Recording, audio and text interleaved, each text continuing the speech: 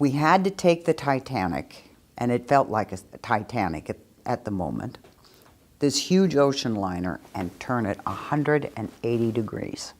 And we had to do it within 1 year.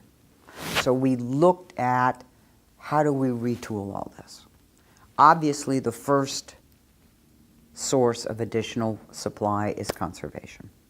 And where we had begun to accustom the community to the notion of conservation, you can't take a community and just run them off a cliff. You'll get some real ugly reaction, especially when there is no drought and there's nothing that says I have to change my habits. Just because it's the right thing to do doesn't mean people are going to do it.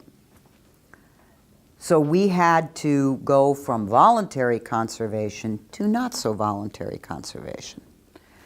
We looked around the country and we looked at what works and what doesn't work, and we knew that the only place we use water where we lose our water and we only have the opportunity to use it once is outside. 70% of our water is outside.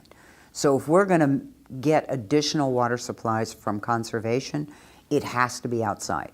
If you use it inside, we reuse it. So you're not going to gain any additional water supplies that way.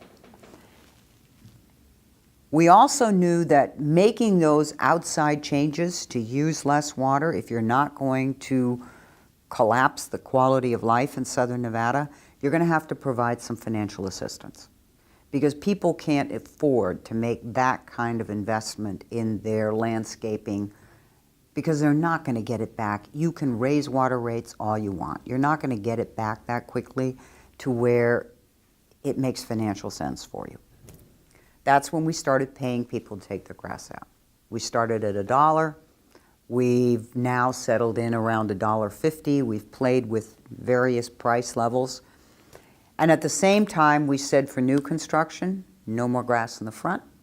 Only half of the landscapable area of the backyard can be grass.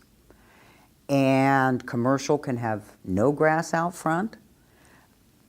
And we began to educate people that desert landscaping is not rocks, a cactus, and a dead cow skull.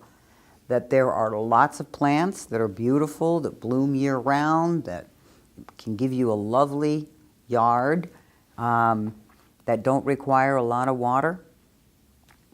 And the net result of that is that within 5 years, we cut water use in Southern Nevada by 1/3.